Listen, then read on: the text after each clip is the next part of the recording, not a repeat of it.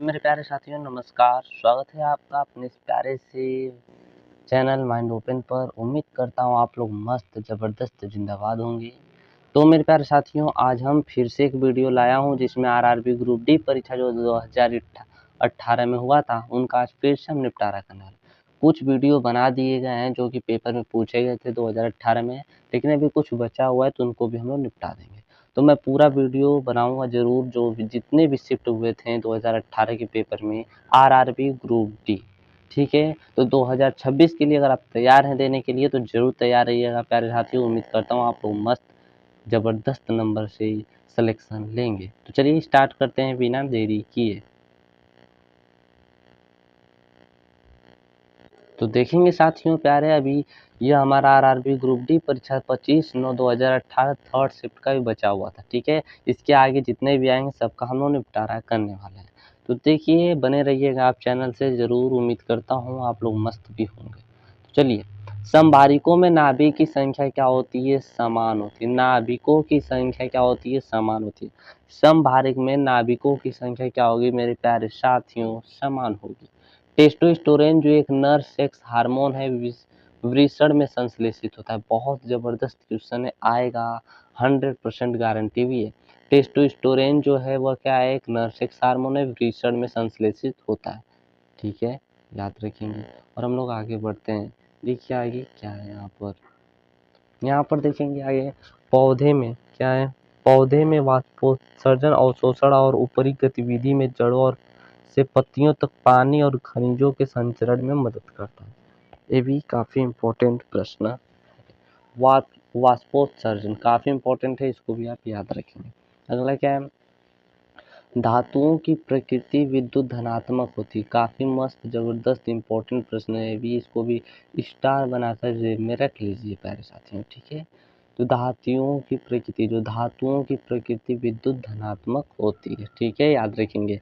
बीजांड अंडप में उपस्थित होता है। बीजांड अंडप में उपस्थित होता है। जो हम लोग प्रश्न कर रहे हैं प्यारे साथियों, फिजिक्स केमिस्ट्री बायोलॉजी है। ठीक है, याद रखेंगे, साइंस ही है। आगे देखते हैं क्या है। आगे देखेंगे, धातु ऑक्साइड बनाने के लिए आयरन भाप के साथ अभिक्रिया करती है। धातु ऑक्साइड बनाने के लिए आयरन भाप के साथ क्रिया करती है। ठीक है, एल तत्वों में 3 संयोजी इलेक्ट्रॉन, तो मतलब एल का मतलब क्या होता है? एल्यूमिनियम में कितने इलेक्ट्रॉन होते हैं? 3 संयोजी इलेक्ट्रॉन होते हैं। इंपॉर्टेंट है, आपको पता भी होना चाहिए, पता भी होगा। धारा प्रवाहित करने के लिए उपयोग किए जाने वाला तरल को क्या कहते हैं? इलेक्ट्रोलाइट कहा जाता है। क्या कहा जाता है? इलेक्ट्रोलाइट कहा जाता है। ठीक है, इलेक्ट्रोलाइट कहा जाता है। चूना क्लोरीन के साथ अभिक्रिया करके क्या ब्लीचिंग पाउडर बनाया जाता है। ब्लीचिंग पाउडर का रासायनिक सूत्र क्या होता है? बताएंगे जल्दी से बताएंगे प्यारे साथियों आप लोग। आगे देखिए क्या है। नमी वाष्पीकरण की दर को क्या करता है? कम करता है। नमी जो होता है वाष्पीकरण की दर को कम करता है। किसी दोलक द्वारा एक आयाम पूरा करने में लिया गया समय क्या कहलाता है? आवर्त कहलाता है। क्या कहलाता है साथियों? आवर्त कहलाता है। किसी दोलक द्वारा एक आयाम पूरा करने में लिया गया समय आवर्त कहलाता है। कॉपर सल्फेट के विलयन में जिंक मिलाने पर जिंक सल्फेट बनता है। अगर कॉपर सल्फेट है उसके विलयन में जिंक मिलाते हैं तो क्या बनेगा? जिंक सल्फेट बनता है। आगे देखेंगे, आधुनिक आवर्त सारणी में 3 परमाणु संख्या वाले तत्व 11 से 18 समूह में रखे जाते हैं। इंपॉर्टेंट प्रश्न, ऐसे प्रश्न बनते हैं, याद रखिएगा। आधुनिक आवर्त सारणी में 3 परमाणु संख्या वाले तत्व 11 से 18 समूह में रखे जाते हैं। ठीक है, आगे देखते हैं।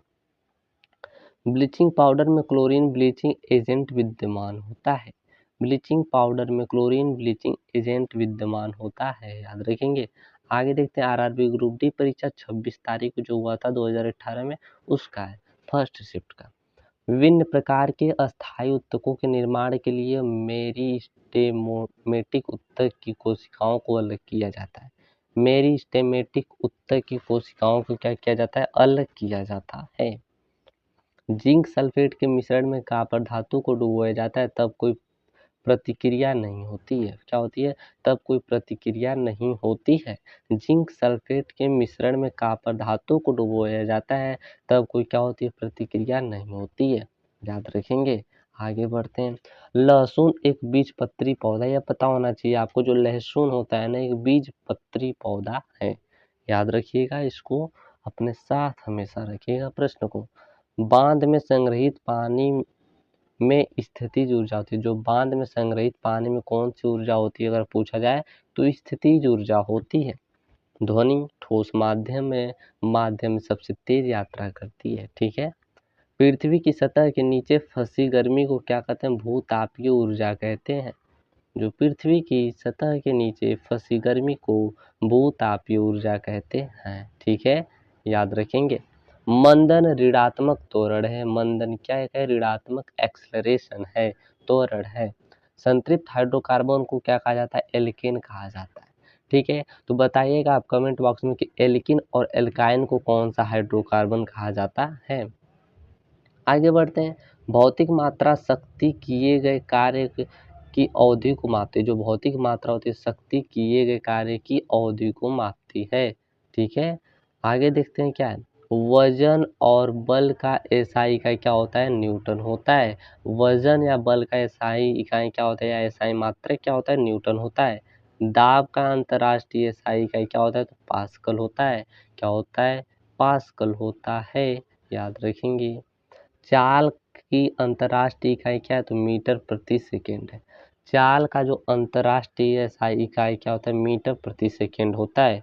एल्यूमिनियम धातु केवल इलेक्ट्रोलिज द्वारा निष्कर्षित किया जाता है, याद रखेंगे, इलेक्ट्रोलिज द्वारा, ठीक है। एक तत्व के नाभिक में 10 प्रोटॉन और 17 न्यूट्रॉन उपस्थित है, उसका द्रव्यमान संख्या क्या होगा? द्रव्यमान संख्या पूछा गया तो प्रोटॉन प्लस न्यूट्रॉन होता है। प्रोटॉन प्लस न्यूट्रॉन होगा, जोड़ देंगे तो आपको क्या निकल जाएगा? द्रव्यमान संख्या। तो 10 और 17 को प्लस करेंगे तो कितना हो जाएगा? 27 का हो जाएगा। आगे देखते हैं। बल और दबाव युग्म की एक ही SI इकाइयाँ हैं। बल और दबाव की बात करें तो इनके जो SI मात्रक होता है एक ही होता है, जो कि अभी मैंने ऊपर बताया, न्यूटन, ठीक है। आगे बढ़ते हैं। आगे देखेंगे साथियों, देखिए क्या है। हीरा के निरपेक्ष अपवर्तनांक 2.42 होता है। जो हीरे का निरपेक्ष अपवर्तनांक होता है 2.42 होता है। इथेनॉल का सूत्र क्या होता है? C2H5OH होता है। C2H5OH होता है। पादप कोशिका भित्ति सेलुलोज और पेक्टोज की बनी होती है। जो पादप कोशिका भित्ति होती है वह सेलुलोज और पेक्टोज की बनी होती है। टार्टेरिक एसिड बेकिंग पाउडर का एक घटक है। जो टार्टेरिक एसिड है वो बेकिंग सोडा का क्या है? एक घटक है। नाइक्रोम का उपयोग सामान्यतः विद्युत तापन उपकरणों में किया जाता है। जैसे नाइक्रोम जो हीटर होता है, हीटर में नाइक्रोम तार का ही उपयोग किया जाता है, ठीक है, याद रखेंगे।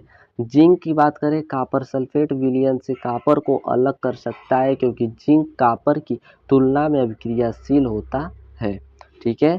प्रतिबल का प्रभाव क्षेत्रफल पर निर्भर करता है। प्रतिबल का जो प्रभाव होता है वह कहाँ पर? क्षेत्रफल पर निर्भर करता है, याद रखेंगे। और आगे बढ़ते हैं, देखिए आगे क्या है। वह वस्तुएं जिनका गंध एसिडिक तथा बेसिक माध्यम में बदलता हो को आल्फैक्टरी संकेतक कहते हैं। क्या कहते हैं? आल्फैक्टरी संकेतक कहते हैं। गति करती हुई एक कार विपरीत दिशा में आती हवा का सामना करती है। कार पर हवा द्वारा किया गया क्या कार्य क्या होगा? ऋणात्मक होगा। क्या होगा प्यारे साथियों? ऋणात्मक होगा, आप याद रखेंगे। पढ़ने से इसका आंसर पता चल जा रहा है, ठीक है। आगे बढ़ते हैं। एक डायमंड में प्रत्येक कार्बन परमाणु 4 अन्य कार्बन परमाणुओं से क्या होता है? बंधा होता है। तो 4 अन्य कार्बन परमाणुओं से क्या होता है? बंधा होता है। शक्ति का अंतर्राष्ट्रीय इकाई क्या होता है? तो वाट होता है। पावर का जो एसआई इकाई होता है, एसआई मात्रक बोले तो वाट होता है।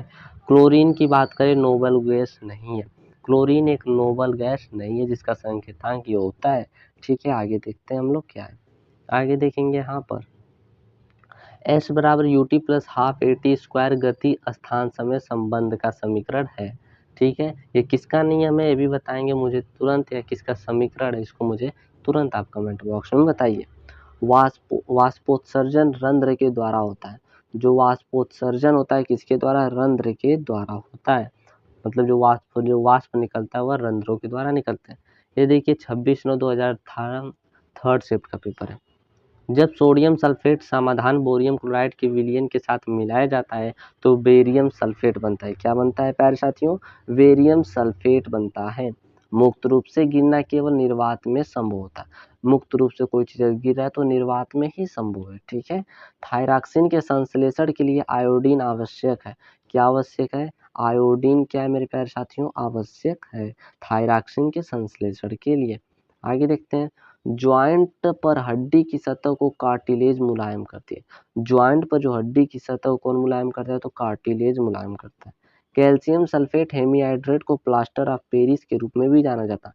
प्लास्टर ऑफ पेरिस का सूत्र क्या होता है? जल्दी से बताइए आप लोग, जल्दी से बताइए। और जिप्सम का सूत्र क्या होता है? जिप्सम का सूत्र क्या होता है? ये भी आप लोग कमेंट करेंगे, ठीक है। आगे बढ़ते हैं, देखिए आगे क्या है। आधुनिक आवर्त सारणी वर्गीकरण में 7 आवर्त और 18 समूह हैं। कितने? 7 आवर्त हैं और 18 समूह हैं। सबसे हल्की धातु कौन सी होती है? लिथियम होती है, Li होती है। क्या होती है? Li होता है सबसे हल्की धातु। सीमेंट का मुख्य घटक क्या होता है? SiO2 होता है, SiO2 होता है। क्या होता है? SiO2 होता है, ठीक है। आगे देखते हैं क्या है। द्रव्यमान और वेग का गुणनफल क्या कहलाता है? समवेग कहलाता है। P बराबर क्या होता है प्यारे साथियों? mv होता है। P बराबर mv होता है।